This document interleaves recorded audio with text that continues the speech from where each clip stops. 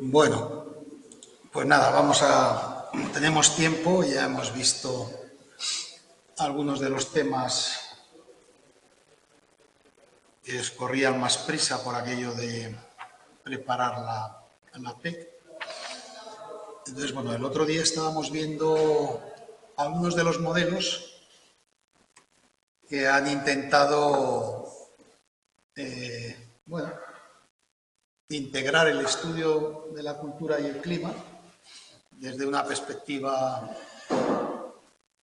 conjunta para, bueno, pues a partir de estos desarrollos, lo que decíamos, ¿no? Entender un poco mejor o intentar entender un poco mejor el mundo de las organizaciones, ¿vale? El otro día vimos ya algunos de los modelos integrados, ¿no?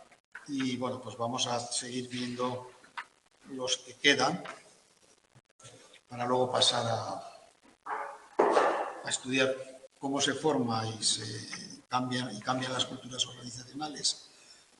Y sobre todo la última parte, que son modelos e instrumentos para la evaluación de la cultura organizacional, que creo que os decía que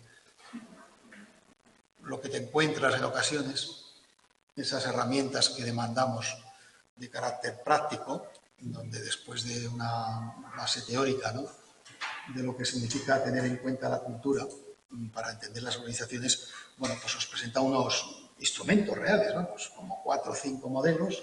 Si os atrevéis en alguna organización o en alguna empresa en la que estéis y queréis probar y hacer un estudio de la cultura organizacional para a partir de ahí diseñar intervenciones, bueno, ahí tenéis una serie de modelos concretos y específicos, con ejemplos claros y, bueno, y fuentes bibliográficas suficientes, ¿no?, para desarrollarlo, ¿vale?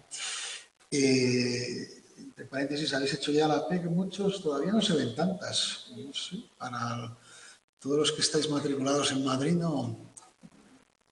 ¿Hasta qué día vi? Llegáis a un 12% de momento. Me parece que era hasta el día 15, ¿no? O algo así, pero recordar, es que no me acuerdo ahora muy bien. Bueno, aún estáis a tiempo. Y revisar bien lo que subís, porque hay gente que da marcha atrás y el programa a veces no siempre funciona bien, o la aplicación no está funcionando bien, y hay gente que lo quiere bajar para hacer alguna modificación y volverlo a subir, ¿no? Pero no siempre es posible, no sé por qué. La aplicación presenta algunos fallos. Bueno, otro de los modelos de este, acordaros, estamos intentando integrar ambos conceptos, ¿no?, cultura y clima. Y, bueno, entre los modelos propuestos, otro es el que llamamos modelo Schneider, bueno, porque es un poco el autor que lo desarrolló. Este está en la figura 4.3, no sé si lo habéis visto. ¿Vale? Y, bueno, este, digamos que, como todos los modelos, cuando lo estudiéis, intentar hacer un pequeño resumen, ¿no?, porque todos dicen cosas parecidas, pero, bueno, atendiendo a algunas propuestas propias, ¿no? Entonces, bueno, el modelo Schneider sobre todo insiste en que una cultura organizacional que llamemos de bienestar, o sea, una que persigue esos objetivos, ¿no?, de que, bueno, pues la gente encuentre un entorno adecuado para trabajar, ¿vale? Digamos que tiene que cumplir dos funciones, ¿vale? Una de ellas es construir las bases para el desarrollo de climas estratégicos y otra crear un ambiente positivo, atractivo, actual y futuro, ¿vale? O sea, estos son un poco, veis, los dos caminos, ¿no? ¿Vale? Por un lado, tipo estrategias, ¿no?, que vamos a seguir. Esto de estrategias no lo veis como algo abstracto, ¿vale? Esto se traduce después, como en cualquier ámbito de la vida, la estrategia se traduce en prácticas concretas, ¿no?, que dan sentido a esa estrategia, ¿no? ¿Vale? Si yo tengo una estrategia a largo plazo, por ejemplo, más que a medio o corto, pues no estoy tan atento a los sucesos que ocurren, ¿no?, de manera inmediata, ¿no?, sino promuevo acciones más a medio o largo plazo, aunque inicialmente, imaginaos una empresa que invierte porque su estrategia es desarrollar siempre nuevos productos, ¿vale? Pues lógicamente, imaginaos que es un laboratorio farmacéutico. Un elemento estratégico, ¿cuál creéis que sería para un laboratorio farmacéutico? Claro, no conocéis. No sé si sabéis, por ejemplo, que como promedio, hasta que un medicamento es aprobado y puesto en el mercado, son la media de 10 años, ¿no? O sea, imaginaros, ¿no? La perspectiva en la que hay que pensar, ¿no? Entonces, claro, si un laboratorio farmacéutico ahora, pues están muy atentos estratégicamente a qué tipo de líneas o de productos, digamos, se están mascando ahora, ¿no? En relación a las posibilidades futuras, ¿no? Hay otros laboratorios farmacéuticos que a lo mejor se conservan con desarrollar genéricos, que eso está todo inventado, son mercados maduros, pero bueno, a lo mejor lo único que quiere es eso, ¿no? Rentabilizar un poquito, pero tampoco tiene que invertir mucho, ¿no? Porque los genéricos, pasados un tiempo, son propiedad, ¿no? Las patentes, digamos, son abiertas. En fin, no os complica un poco la cosa. Lo que quiero decir es que el tema, a ver, perdonad que dice por aquí alguien, es complicado tener que escribirlo en ensayo, claro. Claro que es, vamos, esa es la clave de la PEC y sobre todo escribir el ensayo de una página, ¿no? Es todavía más. Pero vamos, uno de los trucos, fijaros mucho en los artículos que habéis leído en el Astra, es decir, en la introducción del resumen, que ahí es donde vienen las conclusiones, vamos, donde viene el resumen principal, y el último apartado de los artículos que es conclusiones, ¿no? Ahí sobre todo donde te da las claves, porque claro, un ensayo en una página no te da para mucho más. A lo que íbamos. Este modelo plantea, veis, un camino en paralelo, ¿vale? En el que, por un lado, tienes que entrelazar esa idea de psicología positiva que veíamos, ¿no? De centrarse un poco en conseguir lo mejor de la gente, desarrollarla, etcétera, ¿no? Crear políticas que permitan a la gente sentirse a gusto y, por tanto, es más fácil retenerlo, el famoso retener el talento. Hoy ha salido una noticia, bueno, esta semana, en los medios, no sé si lo habéis oído, por ejemplo, que para cubrir puestos de profesor de enseñanza secundaria del área de matemáticas, pues no hay gente, ¿no? Cosa que antes no había problemas. Los licenciados en matemáticas, ¿no? Muchos se inclinaban hacia la carrera docente, ¿no? Pero ahora, ¿por qué creéis que falta gente cuando se están licenciando? Hay licenciados en matemáticas, sigue habiendo licenciados, vamos. Porque hay muchos más ámbitos donde pueden trabajar y con mejores condiciones. Y con mejores condiciones. Es decir, ahora mismo los matemáticos que antes no, bueno, muchas veces, sin embargo, efectivamente, pues están en todo el tema de inteligencia artificial, ciberseguridad, claro, se lo rifan. Antes de acabar la carrera ya les hacen ofertas económicas y encima la enseñanza, como está tan mal, vamos, tan mal, con tan precariedad, no muy bien pagada, socialmente menos considerada, como sabéis, ¿no? A nivel de la tarea docente, ¿no? En muchos casos, bueno, pues claro, ha hecho que mucha gente joven, salvo que sea muy vocacional el tema, se reoriente hacia otras áreas, ¿no? Bueno, pues eso quiere decir que nos sirve de ejemplo a nivel de políticas de educación, de este caso de país o de países, ¿no? Por no referirnos a España, pues ha fallado estratégicamente. No se han tenido en cuenta por dónde podrían ir en el futuro, ¿no? Algunos intereses profesionales, ¿no? En relación a ciertas áreas, entre otras cosas, ¿no? Por decirlo así un poco general. Vale, pues bueno, este modelo que propone es eso, ¿no? ¿Vale? Unir y el vínculo van a ser los líderes, ¿vale? Aparecen varios modelos, si habéis visto, ¿no? De alguna forma, la clave de coordinar ambos aspectos, ¿no? Desarrollo de políticas, perdón, de valores positivos, organizaciones saludables que decíamos, y por otro lado, alinear con eso una serie de políticas y prácticas, ¿no? que generen un clima adecuado, ¿no? Por ejemplo, de innovación o de seguridad psicológica, en fin, lo que uno pretenda, ¿vale? Y por tanto se sitúe bien en el mercado en el que trabaja, bueno, pues depende en gran medida de los líderes, ¿vale? Entonces, bueno, en viene un poco ahí resumido, aunque yo lo he separado así tan claramente, son una serie de párrafos donde nos marca un poco las pautas principales de cada modelo, ¿no? Hay otro modelo, que es el 4.4, este no os he puesto aquí el gráfico porque es amplísimo, ¿no? Que lo tenéis en la página 105, ¿vale? Y este, bueno, sobre todo, este modelo, veis que son parecidos, centrado en el clima molar. Molar aquí se refiere global, el general, o sea, no lo molar, ¿no? Mollar también lo dicen en algunas redacciones, ¿no? de algunos artículos, se refiere a eso, ¿no? Digamos, atender a los aspectos más generales, ¿no? Bueno, una forma también de entenderlo holístico, pero molar es el núcleo, donde sabes que al final desde ahí radia, ¿no? Los aspectos luego más concretos, ¿no? Para que, bueno, pues, a través de acciones más concretas, prácticas concretas, ¿no? Se alineen con los objetivos, ¿no? que una organización tiene. Imaginaros que una empresa se centra mucho en crear un clima de seguridad e higiene, imaginaros muy centrados solo en los aspectos puramente físicos, ¿no? Y lo hacen muy bien. La luminosidad de las aulas, por ejemplo, está seguro que en este aula una inspección de seguridad e higiene yo creo que lo tiraría para atrás, que hay demasiada luminosidad, creo, ¿eh?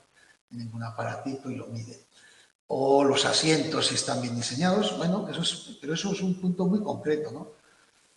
Pero descuidar a no ser otros aspectos, ¿no? Por ejemplo, el ejemplo que os podría poner, ¿no? Otros aspectos relacionados con un clima de seguridad más psicológico, ¿no? Pues imaginaros que a la gente se le rota por muchos puestos de trabajo, o se les cambian los jefes y generan malestar o inestabilidad, pues claro, lo molar, es decir, lo que después sostiene los aspectos más concretos tiene que ver con la idea central, ¿no? Que una empresa pueda tener más o menos desarrollado explícita o implícitamente sobre lo que entiende, ¿no? De generar un clima adecuado, ¿vale?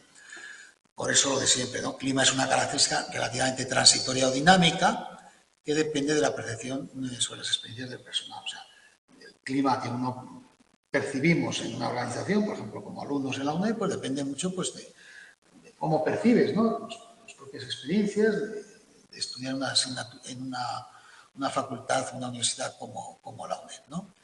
Los líderes, lo que decimos también, ¿no? Influyen explícita o implícitamente. ¿Por qué?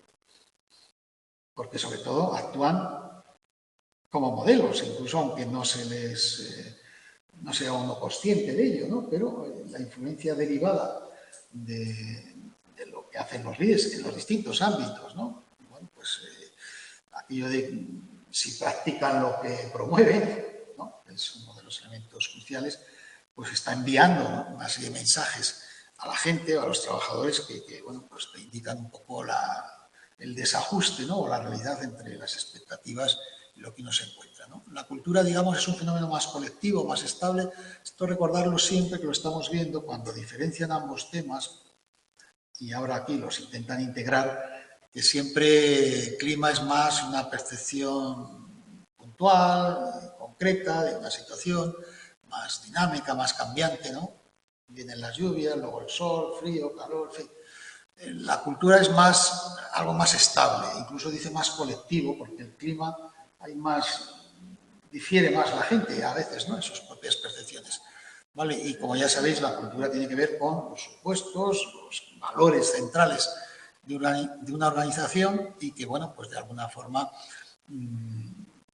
como cada gente que integra en una organización lo va interpretando y le va dando sentido, pues finalmente influye, ¿no? en los resultados, ¿no? de esa organización, ¿vale?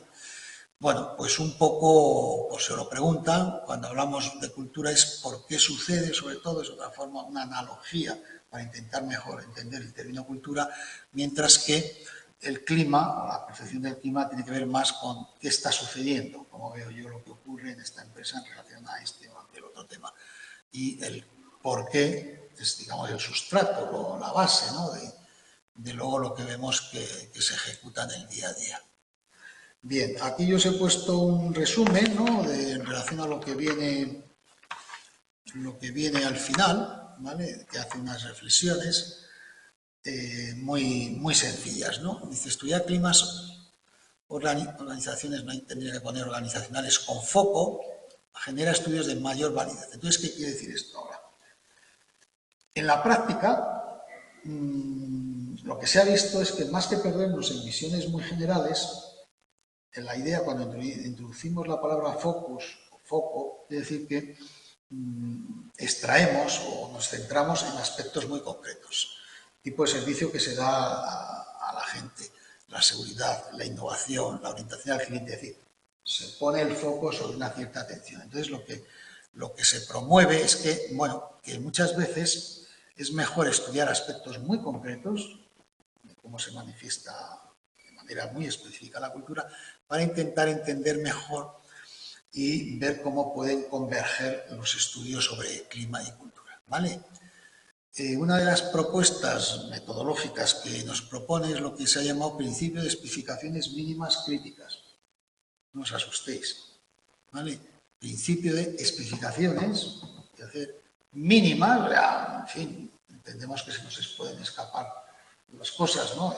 Nadie persigue, hola, no, si quieres deja lo máximo, se nos puede escapar, y críticas, o sea, que definen elementos cruciales, ¿no? En el desarrollo de la manifestación del clima, de la cultura a través del clima, ¿vale? Entonces, bueno, de alguna forma lo que quieren es que, imaginaros una empresa, un consultor, un departamento de recursos humanos, que quiere plantear temas sobre estudio del clima, ¿no? Bueno, pues lo que nos dicen, en resumen, de estos estudios es que focalice, ¿no? Focalice, marque, digamos, unos mínimos y no ponga barreras, obstáculos, restricciones, ¿no? Sino que la propia organización, a través de esos mínimos críticos, o sea, los que son críticos, que la gente pueda por sí misma, ¿no? Irse desarrollando, autoorganizando, ir encontrando la mejor forma, es decir, su propia forma de integrar cultura y clima, ¿vale? Bueno, aquí vienen 4 gráficos, os digo, lo habéis mirado, ¿no? Más o menos, no veis ninguno con los manuales que pesan. Aquí os vienen 4 ejemplos concretos de qué es estudiar la cultura con foco. Entonces, con foco significa eso que hemos dicho, poner tu atención en detalles específicos cruciales, ¿vale? Entonces, vamos a ir viendo algunos de ellos que están muy bien como ejemplo, ¿no? Entonces, el primero, clima para iniciativa, seguridad psicológica y desempeño organizacional. Bueno, pues aquí los autores que se centran en el estudio del clima, lo que tienen en su cabeza como objetivo principal es estudiar esto, ¿no? Aspectos como la iniciativa. Vosotros pensad, si yo quiero investigar el clima que en mi organización proporciona para que la gente tenga iniciativa, ¿vale?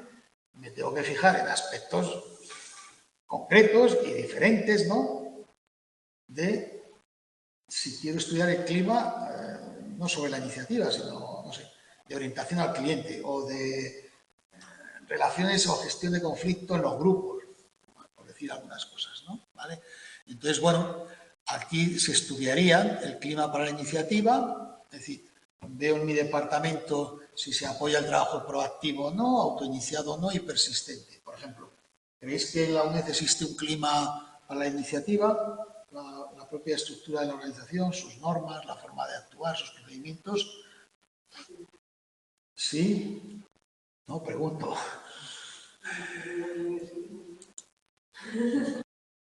¿Ya has tomado muchas iniciativas este año? No. Las PEC, que casi te las dan bastante marcadas también, ¿no? Sí, bueno, la haces si quieres. Entonces ahí hay un poco de proactividad. Sí, pero poca proactividad, porque ya te dan el marco. O sea, no, imagínate, estamos haciendo algo puramente reflexivo, ¿no? Quiere decir que, no sé, imagínate que sí, que permitieran que la gente pues planteara cosas nuevas. Mire, pues yo voy a hacer un trabajo sobre no sé qué. Bueno, haga usted lo que quiera, no se lo vamos a valorar porque el programa es este. Claro, es decir, ahí no hay un sistema, ¿no? No hay un clima muy proactivo en ese sentido. O sea, está como todo muy marcado. Ojo, que no estamos diciendo que sea bueno o malo. No estamos haciendo valoraciones. Podríamos hacerlas, ¿no? Pero obviamente no es una institución. Yo creo que en general las universidades, pero bueno, hay algunas privadas muy dinámicas en estos aspectos, ¿no? No digo que sean mejores, ¿no? Pero sino que la propia propuesta del material de estudio, la dinámica de los contenidos, de la evaluación ya ni te cuento. O sea, hay un tipo test, hay no sé qué, y no hay más. O sea, no. Bueno, era un ejemplo, ¿no? Apoyo, hay un clima para que seáis persistentes y en el primer trimestre no digáis me voy de la UNED, esto no es para mí, no puedo con ello. Bueno, hombre, si venís a clase, a las tutorías, sí intentamos un poco, ¿no? Transmitiros un mensaje de venga y tal, y de apoyo, ¿no? Pero claro, bueno, estamos un poco, ¿no? Y clima para la seguridad psicológica, no tener miedo a mostrarse tal como se es, por temas de carrera, estatus o imagen. Hombre, aquí, por la propia dinámica de cómo está conformada la UNED, pero pensaos en una universidad con carácter más presencial. Hay mucha gente en clase que no cuestiona nunca nada por miedo, ¿no? A ver si me toman la matrícula y nota, ¿no? Bueno, ese tipo de cosas que... Bueno, en las empresas hay gente que se calla, ¿no? Y a veces bueno, deja pasar las cosas porque no quiere meterse en líos, o sea, las expresiones que se utilizan. Bueno, pues de alguna forma, ¿vale? En ese cuadro 4.1, ¿vale? Tenéis una forma de enfocar, ¿no? Los consultores, ¿no? Que se dedican a investigar una empresa el foco concreto sobre hasta qué punto estas organizaciones hay un clima de iniciativa y de seguridad psicológica, ¿no? Conectado con el desempeño organizacional, ¿vale? Y veis un poco los dos factores principales, ¿vale? Y cómo puntúan en función de algunas de los ítems, ¿no? Que utilizan para medir justamente cómo mido yo el clima para iniciativa. Fijaros, la gente se muestra en nuestra organización, se enfrenta activamente a los problemas. Cuando algo va mal en nuestra empresa, la gente busca inmediatamente una solución. Entonces, estos son los típicos ítems en función de cómo se contesten por parte de la gente de la organización, ¿no? Puntúan alto para considerar que en esa empresa existe o no existe, ¿no? Un clima, ¿vale? El análisis factorial no vamos a estar hablando ahora, ¿no? Lo habéis estudiado algo en metodología, el análisis, ¿no?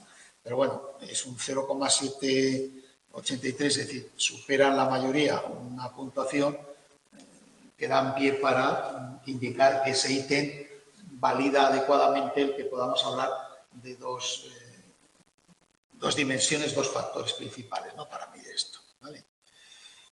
También tenéis luego en la tabla 4.3 un cuestionario. Aquí el foco se puso sobre orientación a la calidad total. ¿Sabéis lo que significa la calidad total? Y la calidad a secas. Habéis oído hablar, ¿no? Incluso tenéis frigoríficos y lavadoras, ¿no? Y si os leéis un poco las instrucciones, veréis que tienen sellos, ¿no? Ha superado, ¿no?, el criterio de calidad de la AENOR, que es una de las agencias que califican, ¿no? Entonces dicen que los componentes de ese frigorífico pues reúnen unos requisitos, ¿no? X, los que sean en función de lo que estemos tratando. Pero también hay calidad a la enseñanza. De hecho, hay una agencia para la calidad que cuando una universidad, por ejemplo, crea una carrera nueva, tiene que presentar una documentación y esa agencia, AET, no sé cómo se llama, EAT o algo así, te revisa tus protocolos, tus condiciones, los profesores, no sé, para calificarte.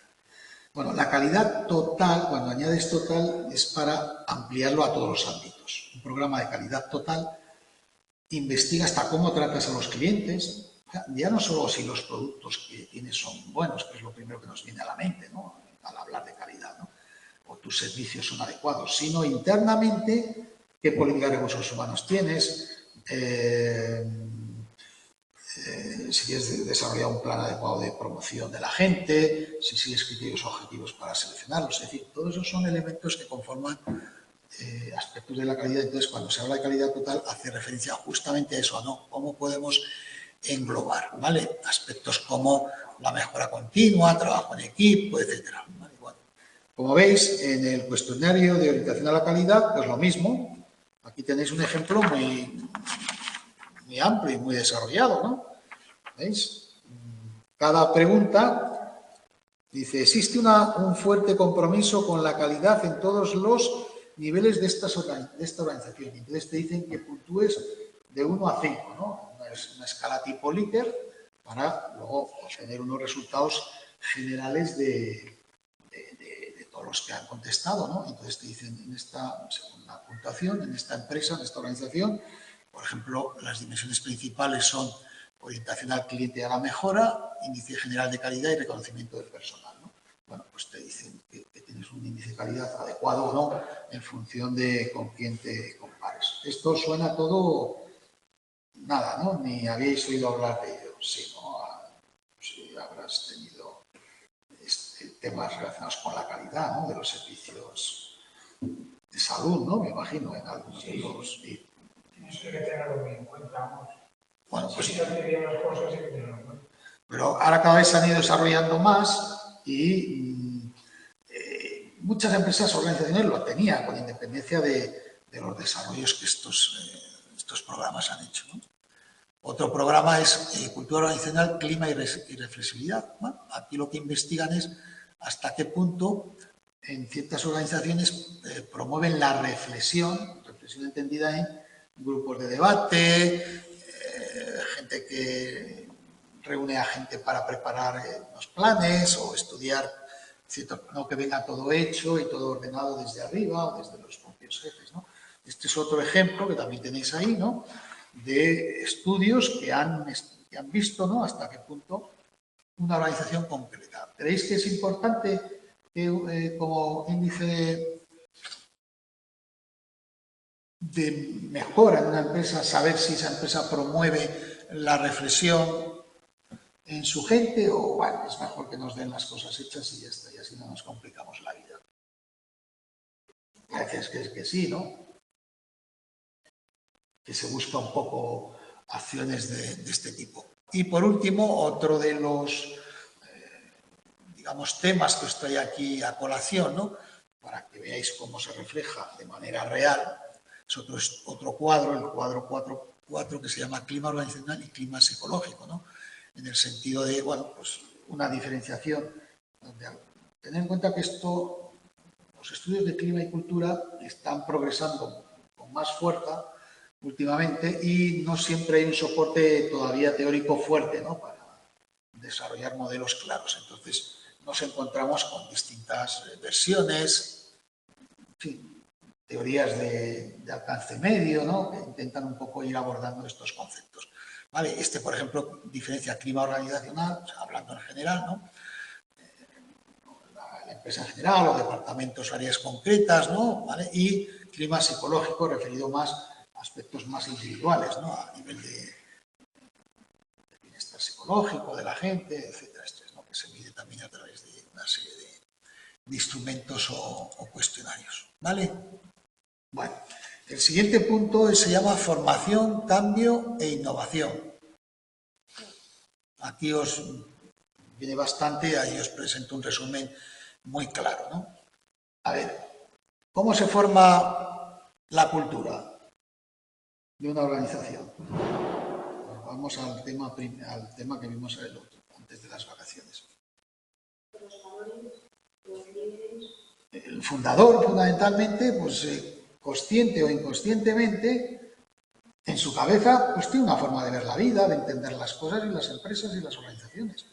a lo mejor es una persona que trabajó en otros ámbitos o en una empresa mayor que se sale y crea una nueva. Bueno. ¿Cómo creó Ford, la gran multinacional de automóviles, su cultura? Pues bueno, pues el que la fundó, Ford, yo creo que se llamaba John, porque bueno, no hay varios nombres. Y aparte de que era otro que se llama John Ford, que es director de cine, pero no sé cómo se llamaba el fundador. Bueno, pues tenía en la cabeza una idea. ¿Sabéis cuál era la idea? No. Eso, es que una persona normal y corriente, es decir, no digamos, le fuera accesible tener un vehículo. ¿Vale? No cualquier vehículo, pero sí un vehículo. Esa es la idea con la que él montó su empresa. Hasta entonces ya había fábricas de coches, pero eran coches carísimos, para gente solo con un gran poder económico. Y él, su idea era eso, y empezó a estudiar cómo podría ser eso, ¿no? Y claro, descubrió que era a través de, sobre todo, la automatización, ¿no? Automatización de los procesos de producción a gran escala para, pues eso, producir coches baratos, ¿no? Que pudiera acceder el americano promedio de esa época que empezaba a subir económicamente, ¿no? Bueno, pues todo eso, consciente e inconscientemente, se materializa luego en la forma de dirigir, a qué tipo de personas contratas, qué perfiles te llaman más la atención, cuáles son tus políticas medioambientales o de salarios o de promoción, es lo que se concreta.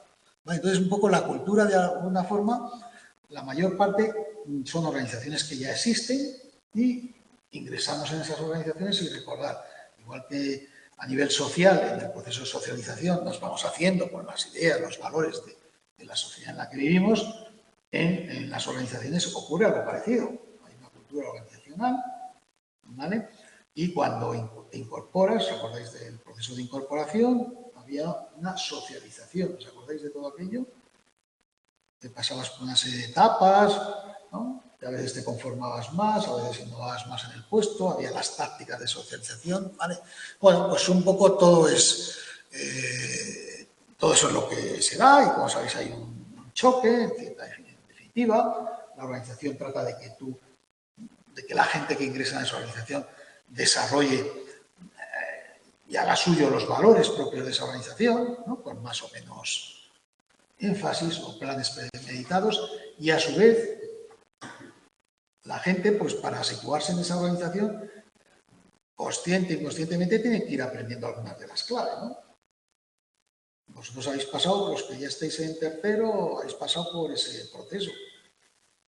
Si habéis seguido en la UNED, en gran medida, aunque no seáis conscientes, os habéis socializado en algunos de los aspectos. Seguro, vamos, más de lo que pensáis, ¿vale? Pues entonces, ¿por qué interesa esto? Conocer un poco cómo son las culturas, a qué obedecen, cuáles son sus criterios. Pues precisamente porque una de las claves que, frente a la idea de la innovación, que es lo que un poco más nos atañe en el sentido de que estamos viendo que ahora se ha duplicado el tiempo en el que las cosas cambian frente a otras épocas que iban, digamos, más despacio. Ahora yo no sé dónde vamos a llegar, pero bueno, en cualquier ámbito de cualquier área humana las cosas van muy deprisa, ¿no? Cuando explico este tema, me paro yo un momento conscientemente porque noto como que se me acelera a mí también el corazón, ¿no? Como si aumentaran las pulsaciones, ¿no? Me impregno, ¿no? De la idea de transmitir, va todo más deprisa. Bueno, hoy en día las organizaciones, aquello de que se ha dicho siempre, ¿no? O que si no cambias, pues no puedes sobrevivir, ¿no?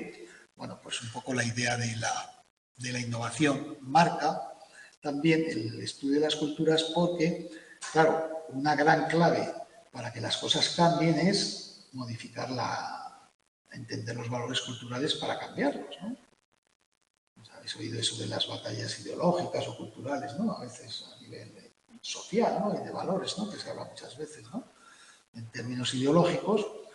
Y siempre se apunta a eso, ¿no? La gente realmente, para que cambie algo, tienes que profundizar algo más, ¿no? E intentar que las nuevas ideas puedan emerger, las pueda aceptar la gente, hacerlas suyas. Entonces, claro, dependiendo del tipo de cultura que predomine una organización, ahora efectos prácticos, ¿no? Imaginaos para cambiar cambiar, modificar. Vosotros imaginaros cuando hace, no sé si serían ya quizás 20 años o 25, cuando empezó los primeros cambios fuertes en la enseñanza universitaria con el tema de las nuevas tecnologías. Yo creo que sí que sería, pues claro, fue un cambio importante, ¿no?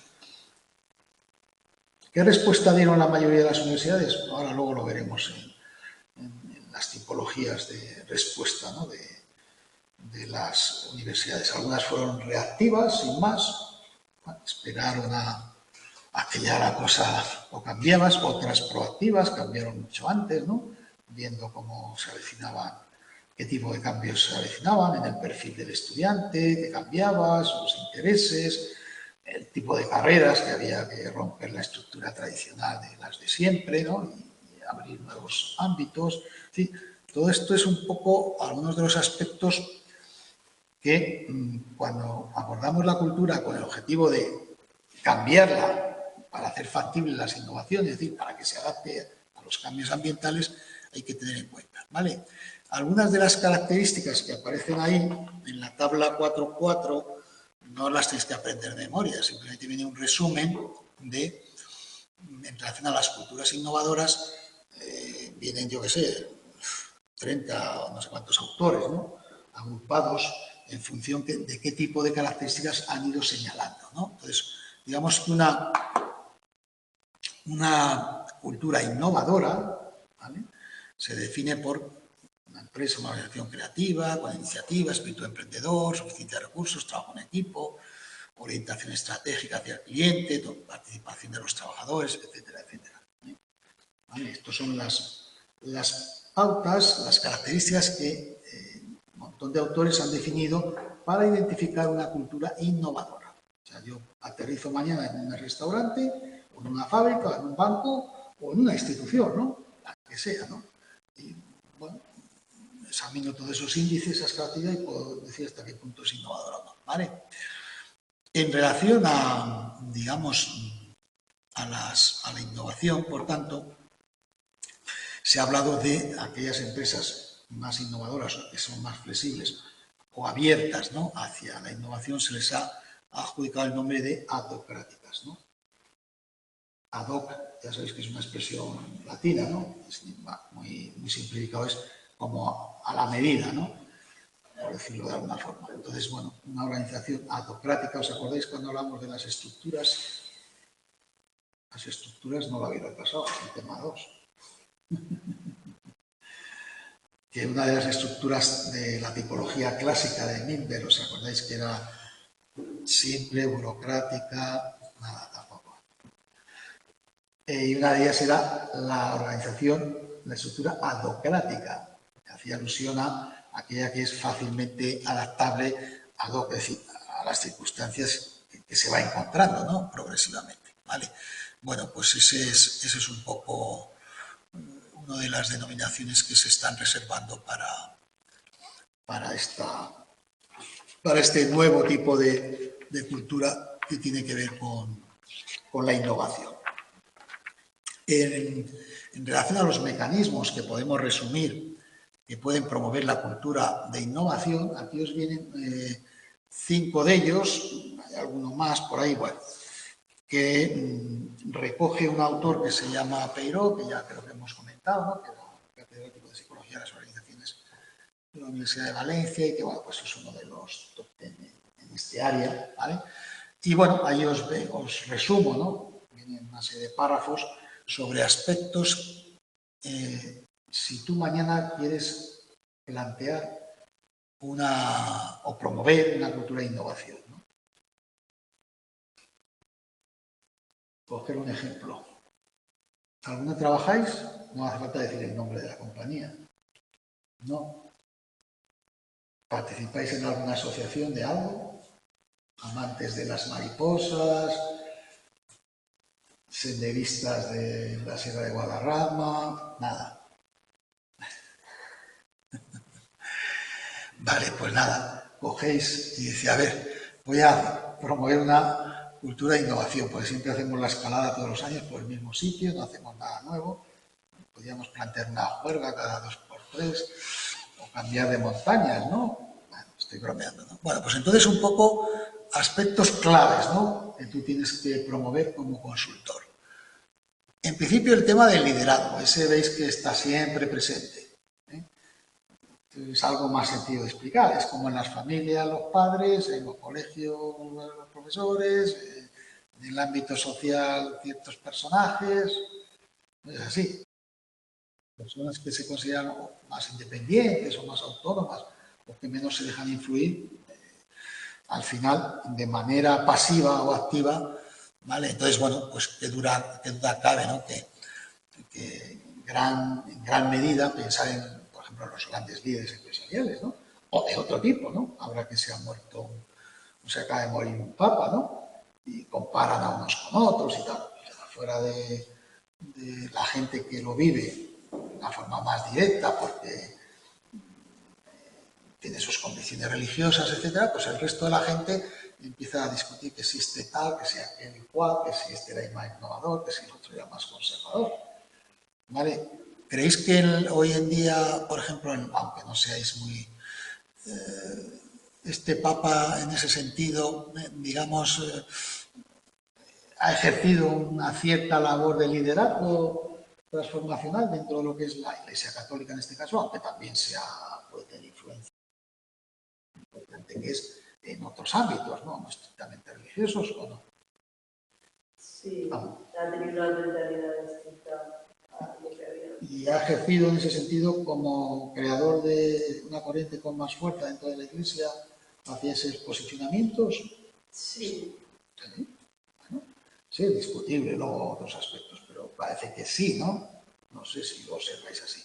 No estamos valorando si está a favor o en contra, sino esto, ¿no? El ejercicio que un líder, yo qué sé, pensar en Elon Musk, ¿no?, en relación a Tesla, a Space, no sé qué, a varias impresiones que tiene, ¿no? Pues, evidentemente, en manos de los líderes está en gran medida impulsar, ¿no?, la innovación, ¿no?, dentro de las organizaciones. Yo precisamente anoche leí a última hora, escribí un artículo sobre el Papa Francisco. Y entonces allí lo he estudiado desde el punto de vista sociológico. He dicho que ha sido un gran sociólogo. Un gran sociólogo. Ha sido un gran sociólogo porque aquí el primero ha sabido observar, porque era también psicólogo, y ha conocido cómo es la sociedad, cuál es el problema de la sociedad, cuál es el problema del inmigrante. Pero no se ha quedado ahí, sino que ha hecho una sociología aplicada a la realidad, a los problemas concretos. Vale. Y dentro de lo que él podía, que eran las encíclicas, ha publicitado los problemas para que los que tenían que tomar medidas, los políticos, lo hicieran. Lo que pasa. Pero a lo que íbamos, y yo te entiendo perfectamente. Que era un liderazgo hacia ejercicio. De eso no me refiero. Porque tenía un liderazgo, porque sabía en cada momento pegar un puñetazo a la mesa si había que ponerlo.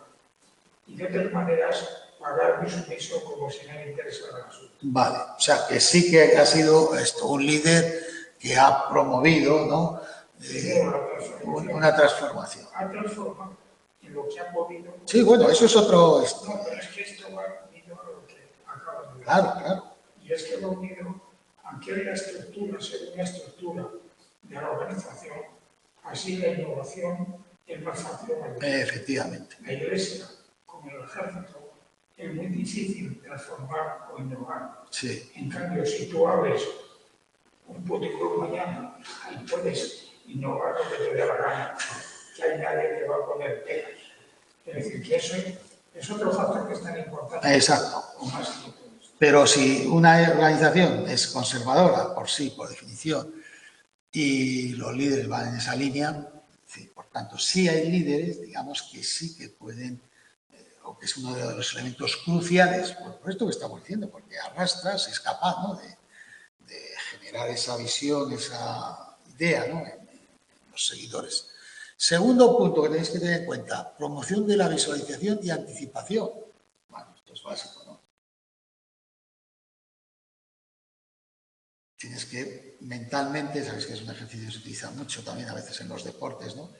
Que les hace concentrarse como si estuvieran jugando y cómo sería, ¿no? Y metiendo un gol o venciendo, ¿no? ¿Vale? O sea, en ese sentido también. Sistema de incentivos y administración. ¿Qué quiere decir esto? No vale solo lanzar la idea y muy atractiva y crear un modelo, ¿no? Un entorno imaginado, ¿no? Ideal, sino que luego en el día a día tienes que, la parte más, no tan bonita a veces, ¿no? Crear un sistema de mantenimiento, en definitiva un sistema de refuerzo, ¿no? De ese camino que se emprende, ¿no? Entonces, bueno, muchas veces hay algunos proyectos fallidos porque no se alimentan. No solo con el dinero, no solo materialmente, sin entender el refuerzo. En psicología sabéis que incluye muchos más aspectos, ¿no?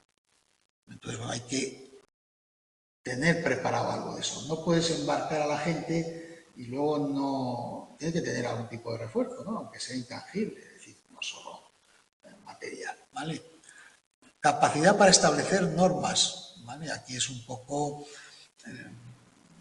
digamos, muchas organizaciones luego se encuentran con dificultades, ¿no? Reales, porque toda la vida se ha hecho así, esto es de esta forma, esto va a ser muy complicado, esto genera otros problemas, y al final incluso hay gente que quiere hacer cambios, pero no tiene la capacidad para modificar realmente, ¿no?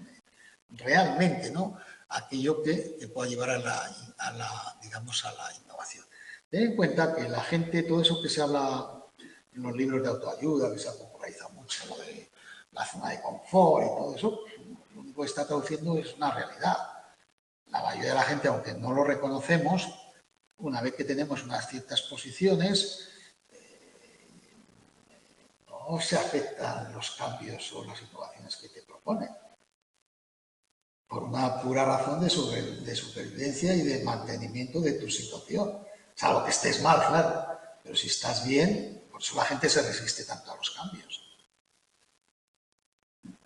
A los cambios dentro de la organización, ya no te digo si ve peligrar, por ejemplo, su propio puesto de trabajo, ¿no? En una organización. O sea, que es una resistencia natural. Yo siempre digo natural porque los cambios es un tira y afloja. No puedes esperar que la gente alegremente, vamos a cambiar mañana esto. Vamos por partes, ¿no? Bueno, si esto es muy claro, porque tenemos que hacer esto, aquello, es mejor. Sí. ¿Vale? Porque te afecta, ¿no? Directamente a tu propio estatus, a tu propia situación en una organización y, lógicamente, inicialmente se plantean resistencias, ¿vale? Y luego hay un tema que veis que va apareciendo con más frecuencia en los libros de psicología organizacional y en los distintos temas, que es el tema de la ética, ¿no? Es decir, que de alguna forma no debemos olvidarnos de todos los aspectos morales, ¿no? que tiene la acción humana, ¿no? En el trabajo y en otros ámbitos. O sea, no se trata solo de promover, formar, progresar, ¿no? Quién queda por medio, qué efectos tiene sobre terceras personas, ¿vale? Qué tipo de valores hay detrás de esa innovación, ¿no? Porque en principio, pues, a lo mejor rompe con valores de responsabilidad social o valores morales y éticos, ¿no? Entonces, bueno, dice, ojo con ese aspecto desde, digamos, este resumen que Peiró ha recogido de algunos de los mecanismos claves, ¿no? para promoverlo. Bueno, este es un dibujo también que sacado de Peiró, ¿vale? De cómo entienden la cultura de la innovación. Recordar siempre está ahí, estos modelos es un poquito por ordenar, esa tendencia que tenemos a ordenar un poco los elementos, ¿no? de un proceso que estamos estudiando y cómo puede operar, ¿no? ¿Veis? De la real a la ideal, que es a la que aspiramos, pero dónde estamos, eso es un elemento siempre crucial, y de la declarada y la que ponemos realmente en acción, ¿vale? ¿Veis? Socialización de los miembros va paralelamente a todo este proceso de conseguir que la gente vaya asimilando también esa posibilidad de innovación. Hay gente que llega a las organizaciones, esa expresión a veces que se dice, venga, a ver, vamos a cambiar todo, ¿no? Bueno, vamos por partes, ¿no? ¿Qué hay que cambiar? ¿Cómo? ¿Qué pasos damos? ¿Está la gente preparada o no? ¿Se ha socializado en estos valores?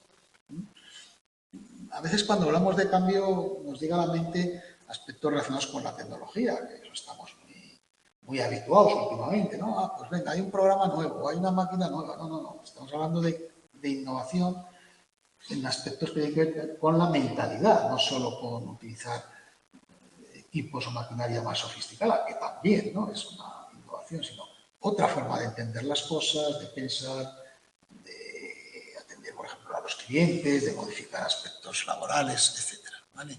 Entonces, fijaros, ¿veis? El liderazgo aquí fundamental, ¿no?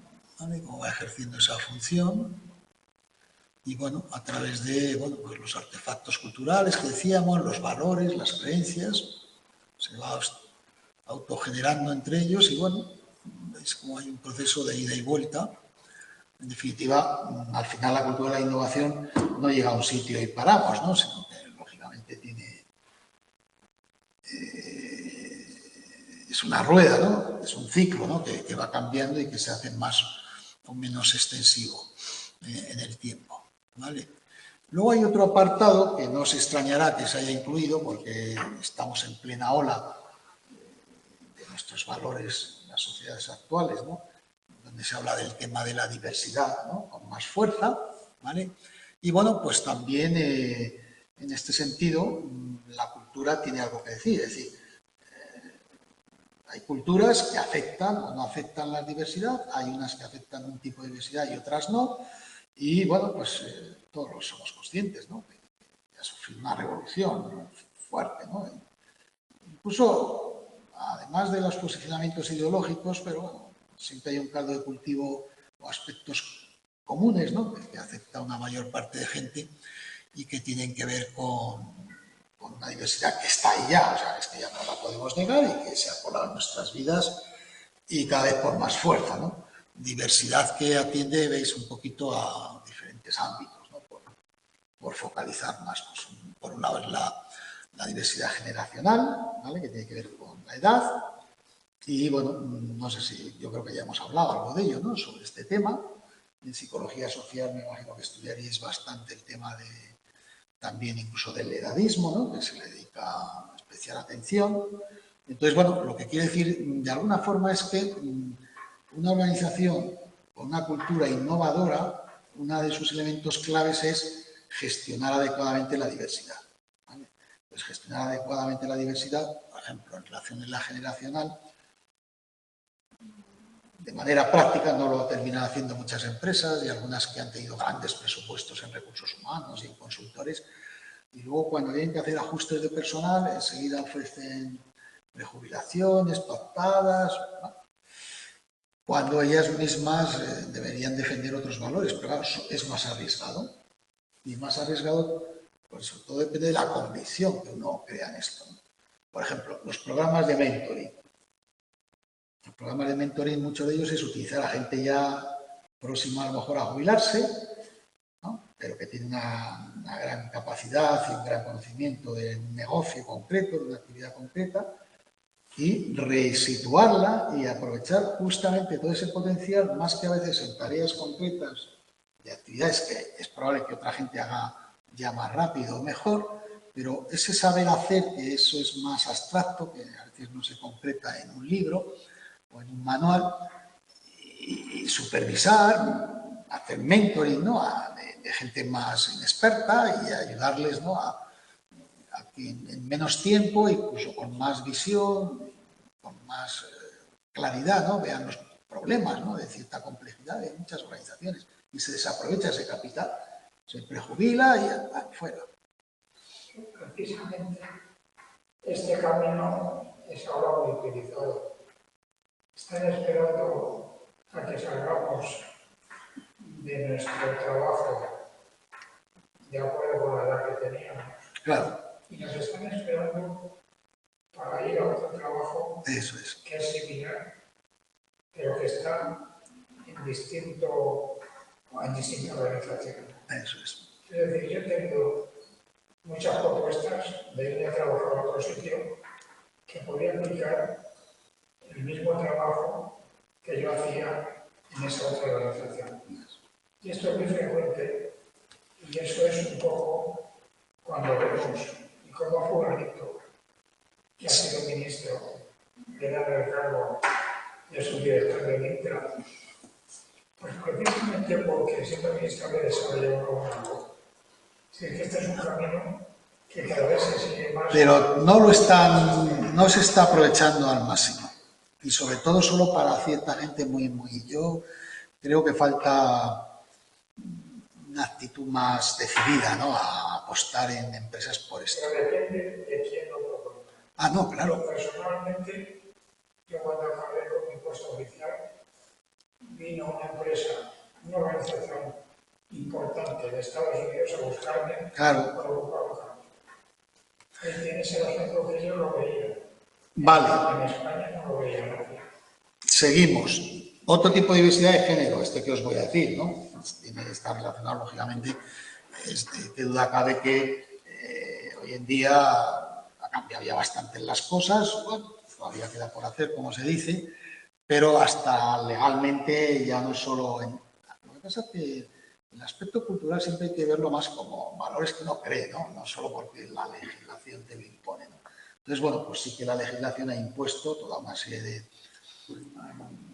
políticas, como sabéis, normas de obligado cumplimiento, intentan facilitar la conciliación familiar y que, bueno, pues que el rol de la mujer, que tradicionalmente estaba más, no se perjudicaba más, en términos hablo profesionales estrictamente, pues bueno, que no tenga esos hándicaps, como sabéis, ¿no? Bueno, pues también, lógicamente, bueno, y aquí también se están incluyendo programas relacionados con la identidad sexual, que eso nos llevaría mucho más lejos, pero que incluso ya hay organizaciones, muchas veces sobre todo públicas, ¿no?, en donde sí están desarrollando, ¿no?, algunas políticas que transcriben una cultura, ¿no?, es decir, la cultura de la aceptación de la no discriminación por razones de edad o de género, de orientación sexual o de lo que sea, ¿no?, sin entrar en más detalles porque nos llevaría más lejos. La funcional, pues, ¿qué os voy a decir?, ¿no? Hay programas hace ya años, pensar en España una organización como la ONCE, ¿no?, que tiene el privilegio, entre comillas, de gestionar una lotería cedida por el Estado, ¿no? Como sabéis, es la única organización que es autónoma en gestionar esos premios por aquello de la función social que cumple, ¿no? Y de hecho ha hecho una gran labor, ¿no? No estéis pensando que me pagan una comisión, la ONCE, por hablar bien de ellos, ¿no? Sino que es cierto, ¿no? Y bueno, incluso legalmente sabéis que en algunas oposiciones hay una reserva legal para la gente que tiene un cierto tipo de discapacidades. ¿Por qué? Pues porque tradicionalmente bueno, pues estaban discriminados en ese tipo de en temas laborales y de otros aspectos. Bueno, pues se ha empleado lo que llamamos la discriminación positiva en base a promocionar las posibilidades, ¿no? Y también, por supuesto, la cultura, a la que ya nos cuento. Todos los países occidentales, sobre todo, bueno, pues como sabéis, en estos años, en unos países más que en otros, pues hay una diversidad cultural importante, pero muy importante.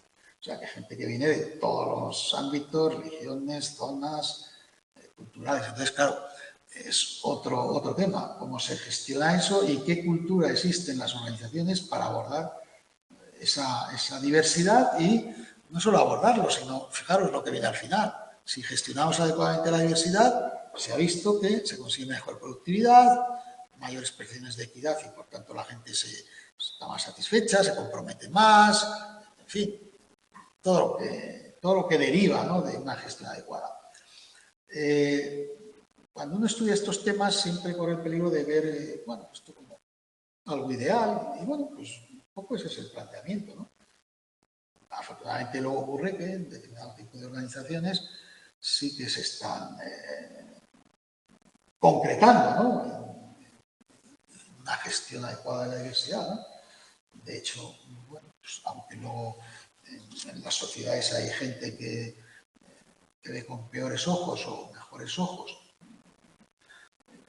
lo que llamamos todo el tema multicultural, como sabéis, hay un debate político importante, pero en toda Europa, ¿no? Pero sí que es cierto que es una realidad, ¿no?, que está ahí, ¿no? Entonces, cerrar los ojos o encastillarse en posturas, digamos, de rechazo abierto y sin entrar a una valoración más sensata de la realidad, con independencia de los valores de cada uno, pues, en fin, podría conllevar mejor o peor integración y, como consecuencia, las posibilidades que se derivan, ¿no?, hacia lo que es el trabajo en sí.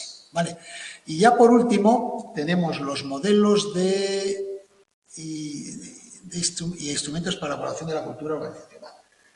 ¿Os acordáis que hemos leído antes un cuestionario para valorar el clima? Bueno, pues aquí hay varios modelos que nos dan también unas pautas muy desarrolladas de lo mismo. Yo llego hoy a la UNED, o llego al restaurante de enfrente, o me voy a un banco, pequeño o grande, y me encargan que les haga un diagnóstico sobre la cultura de esa organización, porque, bueno, pues quieren hacer algún tipo de intervención, cambiar, modificar. Entonces, de primera mano quieren obtener qué tipo de cultura, ¿no?, tiene esa organización, cuáles son sus valores, ¿no?, predominantes. A veces los damos por hecho, ¿no?, pero cuando indagamos y profundizamos descubrimos cosas interesantes. Entonces, el primer modelo es el de Hofstede, que os suena, porque lo habéis estudiado en psicología social, ¿no? ¿Recordáis? El de las dimensiones culturales. Individualismo, colectivismo, una de ellas, masculinidad, feminidad, evitación de la incertidumbre, orientación temporal, distancia de poder. ¿Suena todo esto o no? Sí, ¿no? Entonces, esto es como si tuviéramos unos patrones de medida y voy yo a la sociedad española o a la empresa tal, a ver esta en individualismo o colectivismo, y mido. A ver esta en evitación en distancia del poder, masculinidad, feminidad, orientación temporal, etc. Aquí lo único que es un modelo que fue el primero que se elaboró con cierto rigor. Usted es un psicólogo, sociólogo holandés y, bueno, trabajaba para la IBM. IBM era una empresón, sigue siendo, pero entonces era mucho más que ahora que cualquiera de las grandes tecnológicas. Hablo de los años 70. Y era, claro, tenía una sucursal casi en todo el mundo, en cualquier país del mundo, ¿no? Entonces, claro, le ofrecía un ámbito de estudio muy importante. Entonces, elaboró una serie de ítems, ¿no?, que miden estas dimensiones y pasó esos cuestionarios en todas las sucursales, ¿no?, del mundo, ¿no?, para ver cuáles eran los valores, ¿no?, determinantes de cada cultura. Y a través de análisis factoriales llegó a determinar esos 4: distancia al poder, individualismo, masculinidad y evitación. Luego, a los 10 años, introdujeron otra, que es orientación temporal, y otra después, indulgencia versus contención. ¿Qué quiere decir esto? Por ejemplo, ¿vosotros creéis que España es ahora como sociedad, ya no hablo como organización, una sociedad, es individualista o colectivista?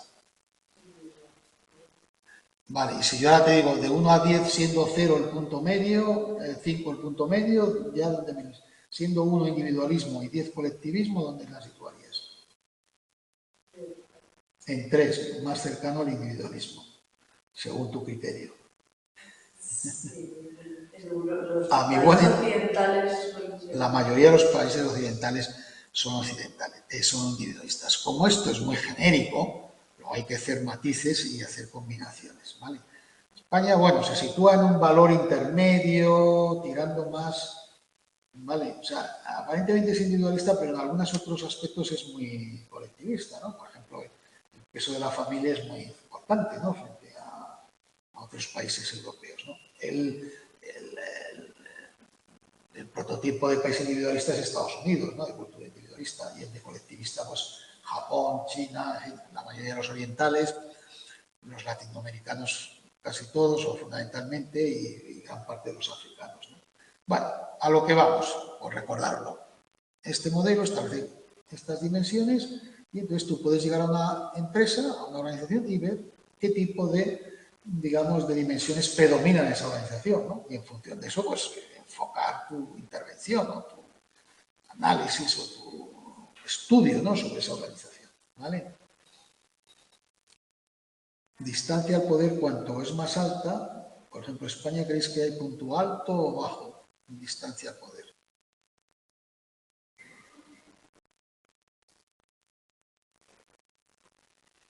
Por ejemplo, Suecia, ¿qué creéis que puntúa en distancia de poder?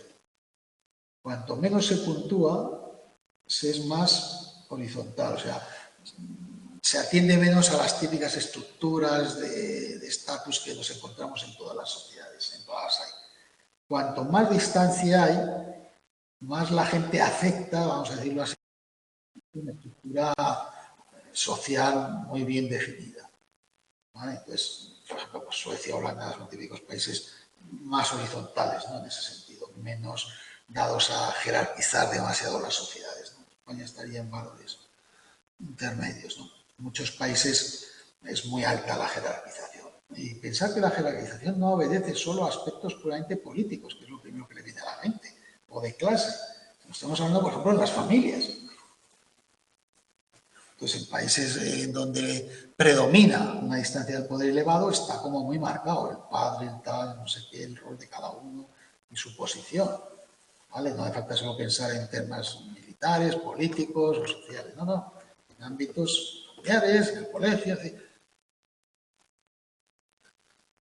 Proyecto Globe. Estas son las iniciales de un estudio cultural que se ha hecho para, ahí tenéis en la tabla 4.6, ¿vale? Las dimensiones que son parte de las que recogía Hofstede y otras.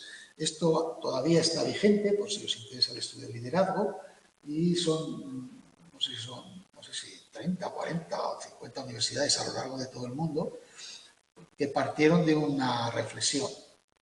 ¿Es posible identificar en cualquier cultura elementos propios en las que el liderazgo, porque va enfocado al estudio del liderazgo, todas las culturas comparten lo que es un buen líder con independencia de la cultura que sea y los valores que predominen? Esa es la pregunta que se hicieron. Y siguen contestando cuestiones, porque yo creo que, por ejemplo, en la Complutense, en Somos Aguas, uno de los departamentos, me parece que era el que estaba, digamos, tenía un acuerdo, ¿no?, con otras universidades para proseguir este estudio. ¿Qué resultados creéis que salieron? Algo esperado, otra cosa es identificar cuáles. Hay 4 o 5, digamos, características típicas de lo que es un liderazgo eficaz, donde coincide todo el mundo.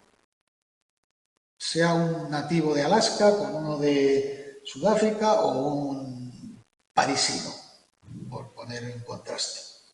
¿Vale? Entonces, hay características que ciertas culturas están todas de acuerdo en que debe reunir un buen líder y otras en las que un mal líder también hay un cierto acuerdo y hay otras en las que varían, ¿no? En función de qué cultura estés, le dan más valor a algunas características del líder frente a otras. ¿Vale? Esto es si os interesa, es un proyecto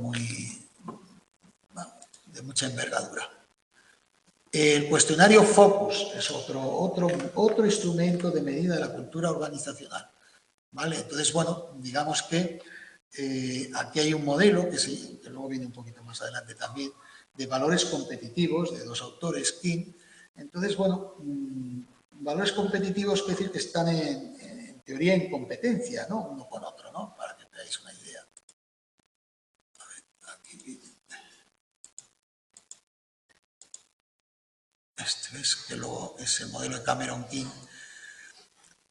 Vale, pero esto luego es para situar a las organizaciones. ¿Veis? Modelos que enfrentan frente a la idea de flexibilidad y discreción el opuesto, por eso se llama complementario, estabilidad y control, y frente a una orientación hacia el exterior, otras más organizaciones volcadas más hacia lo interior. Bueno, era solo para que os hicierais una idea de lo que es esto. ¿Vale? Entonces, bueno, digamos que de alguna forma cada país, a través de este cuestionario, pues miden un poco cómo se sitúa cada empresa, cada organización, en base a 4 orientaciones culturales: apoyo, innovación, reglas y metas. Quiere decir que en cada una de esas organizaciones predomina con más fuerza algún aspecto u otro. Por ejemplo, ¿Google sería una empresa más basada en una orientación cultural hacia las reglas?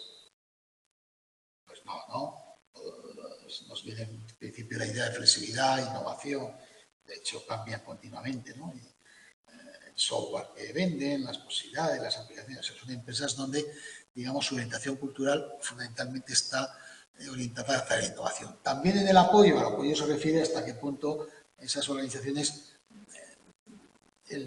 las personas, ¿no?, los trabajadores son un elemento importante o central, o meramente son gente que trabaja y cumple una función, ¿vale? Entonces, bueno, este es otro de los cuestionarios. Otro es el cuestionario OCI, se llama así, ¿no? Que es conductas normativas, ¿no? Perdón, inventario, ¿no? De cultura organizacional, ¿vale? Y entonces aquí se evalúa, cuando se evalúa conductas normativas y expectativas, imaginaros, no os compliquéis, o sea, es un cuestionario donde en algún caso te dicen que describas qué se hace, ¿vale? Y en otras qué expectativas tiene la gente, ¿no? Sobre lo que es la cultura y lo que se podría hacer en esa organización, ¿vale? Y entonces, bueno, aquí definen 3 categorías generales: constructiva, pasiva defensiva y agresiva defensiva. ¿Qué es una cultura constructiva? Aquella organización donde, veis, se promueve la cooperación, el desarrollo personal, la búsqueda de soluciones creativas. ¿Qué es una empresa o una organización con cultura pasiva defensiva?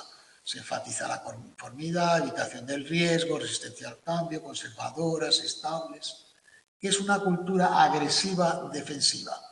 Se promueve la competencia, la agresividad, el poder, ¿vale? Enfocadas a resultados, conflictos, tensiones internas, ¿de acuerdo?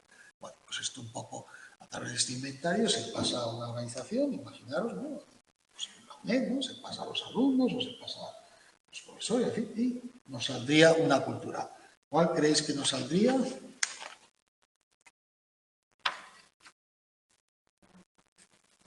¿Cuál creéis que nos saldría? En la UNED, ¿qué creéis? ¿Que tiene cultura constructiva, pasiva, defensiva?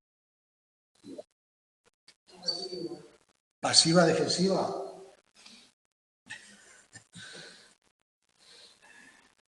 Y analizaríamos más comportamientos, conductas concretas, ¿no?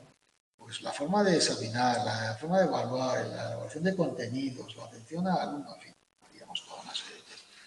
Tú te quedas dudando, tú también. Pasiva, también, fíjate, yo creía que éramos más constructiva. Como os oigan los profesores, verán lo que van a pensar. Igual está bien que escuchen. Conformidad, evitación del riesgo, resistencia al cambio. Bueno, pues veis, con el OCI, este inventario, podemos estudiar, ¿no? Y valorar ese tipo de aspectos. Hay otro, ¿no? Sánchez y Alonso. Alonso era un profesor de aquí, de la UNED, de este departamento, que ya se jubiló, que han desarrollado, porque en otros son adaptaciones. Y aquí tienen otro método que se llama cuestionario CNEO, ¿no? Y le llaman método de calibrado. Por si os lo preguntan, este método calibrado significa una metodología donde mezclas o integras metodologías de corte cuantitativo y cualitativo, ¿vale? Ahí en la página 120 os lo explica. Eso es el método de calibrado. Calibrado es una investigación. Bueno, tú estudias algo y mezclas. Por ejemplo, pasas cuestionarios, que es una metodología cuantitativa, pero también, por ejemplo, haces entrevistas o focus group, dinámicas de grupo, ¿vale? Donde ahí utilizas, digamos, metodologías más de tipo cualitativo, ¿no? Más de prospección, de indagación, ¿no? ¿Vale? Bueno, entonces, bueno, hay ese cuestionario, en este caso tiene 12 escalas, se mide consideración, innovación, orientación al cambio, orientación a la acción, etcétera, etcétera, ¿vale? Se pregunta sobre 2 momentos, cómo está hoy, cómo te gustaría, ¿vale? Y luego, a la hora de valorar la fuerza de lo que cada uno dice, aquí la intensidad y la potencia es alta, o sea, lo de la defensiva, los 3 que estáis de acuerdo. Aquí también comentan pasiva, defensiva, por ahí, tío. Vale, entonces la intensidad o potencia son 2 criterios metodológicos para si tú tienes 200 cuestionarios, valoras, ¿no? Hasta qué punto se comparte las mismas posiciones por toda la gente, ¿no? Entonces la potencia es hasta qué punto se ha apoyado esa característica, que todo el mundo la nombra o la menciona, y la intensidad, pues eso, hasta qué punto se comparte, ¿no? O se está de acuerdo con que eso es importante. Entonces, en función de eso, es lo que nos determina a llevar o a elegir innovación. Imaginaros, si todo el mundo ve innovación, ¿no? Pues adoptamos que esa cultura organizacional, el elemento de innovación es un elemento clave. Si hay 3 que ven innovación y 2 que no, ¿vale? Simplemente... Y los criterios de fiabilidad interjueces también nos los han dicho, ¿no? Alguna vez un análisis en metodología, ¿no? Pues poner de acuerdo pues, a varias personas sin que ellos previamente lo sepan, todos coinciden en el mismo juicio, ya, ¿vale? Pues eso se llama interjueces. Bueno, le echáis un vistazo, repasáis esto, ¿vale? Luego hay otro, por si os habéis quedado con ganas, el Docs de Denison. Está en la página 117 el cuestionario, ¿no? ¿Vale? Un cuestionario que tiene 60 ítems, miradlo. Y te van midiendo. Se fomenta activamente la cooperación entre los diferentes grupos de esta organización. De 1 a 5, ¿cómo puntuaríais? Sí. Se fomenta activamente la cooperación entre los distintos grupos. 2. 2. Hay acuerdo interjueces. Vale, bueno, pues ahí tienen toda una serie de preguntas, ¿no? Donde se va midiendo un poco la posición. Y, bueno, no sé si lo habéis visto, este grafiquito, también en otros se utiliza, en otros ámbitos, ¿no? Pues aquí lo mismo, ha puesto en la figura 4.6, ha puesto dos ejes, ¿no?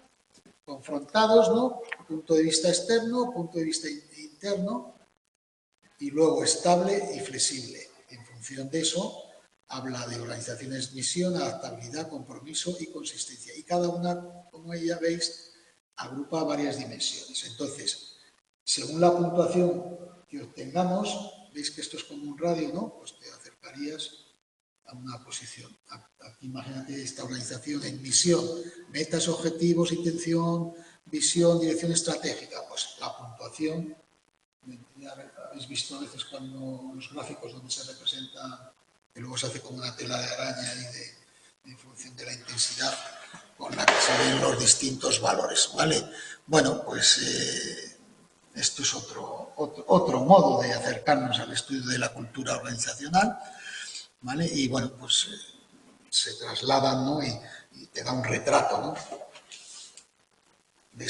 Habéis visto este tipo de gráficos, ¿no? En personalidad se utiliza, ¿no?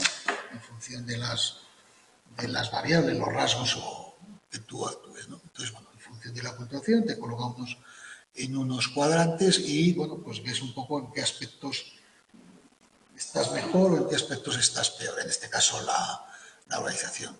Si tenéis interés, incluso de forma gratuita, podéis acceder a esta información, ahí os cita dónde, está actualizado en el 2023, o sea, no podéis decir que no es, está atrasado, ¿no? O sea, es muy nuevo y siempre y cuando no vayáis a comercializar con ellos.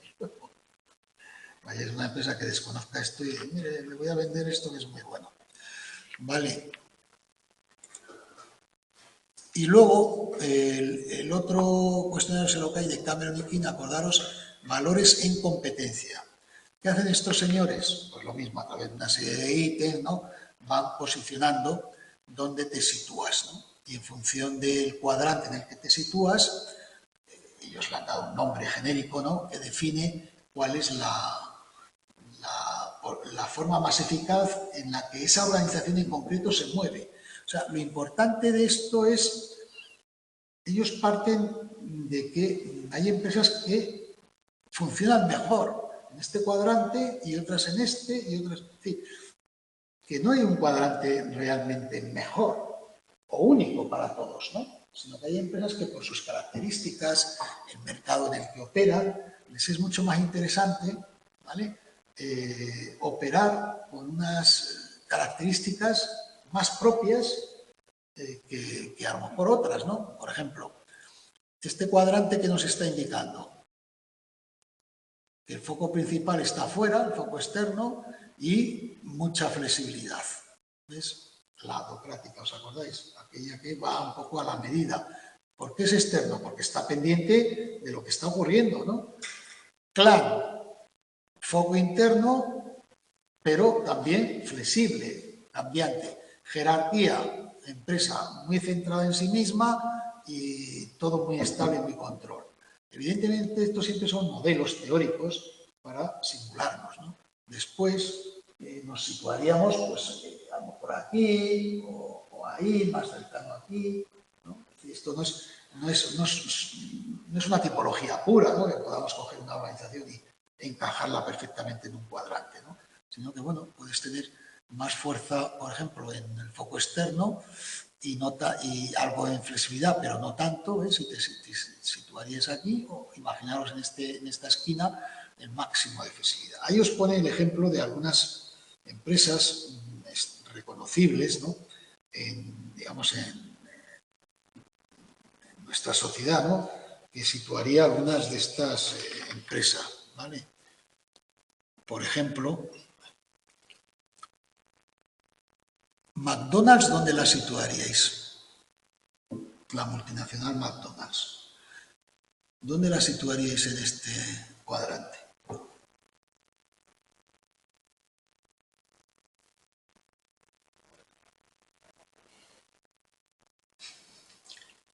Según estos autores, ¿vale? La sitúan más en la cultura jerárquica, ¿vale? Muy centrada en todo muy perfectamente organizado, no permite, o sea, si la temperatura de una hamburguesa es 2 grados, 2 grados, no le estoy exagerando, no le pongas 2,1. ¿Vale? Si el detergente que se utiliza es esto, si las veces que hay que limpiarla estas son 3, no son 3,5. Si los productos son estos, son estos. Luego, al cabo de 5 meses se cambiará, pero no hay variaciones, ¿no? No es como en un bar que puede decir, hazme más la tostada, házmela un poquito más. Eso es lo que quiero decir, lo que reflejaría en sus valores. Y, por ejemplo, a ver,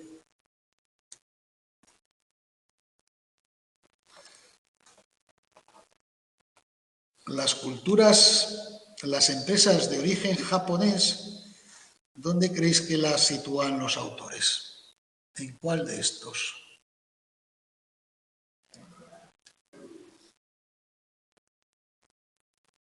¿Adocrática? Clan. Porque se lleva, o sea, hemos dicho que era una cultura colectivista, ¿no? ¿Recordáis? Entonces se lleva mucho lo de grupo, la lealtad al grupo, no tomar la iniciativa y cambiar por propia voluntad, ceñirse mucho a lo que el propio grupo define. Todo ese tipo de valores reflejarían, repito, como núcleo principal, ¿no? De esas organizaciones. No estamos diciendo que sean Philips. ¿La conocéis, Philips? Bueno, ahora se conoce menos. No, Philips no, que es una empresa de electrodomésticos pequeños, antiguamente. Tú tampoco, tú sí, claro. Era una empresa, sí. Esta es cultura de mercado, sobre todo. ¿Vale? Muy cambiando continuamente de mercado, ¿veis? Muy pendiente siempre al foco externo, pero a la vez una empresa, pues eso, estable, con cierto control. Pues te la sabes bien,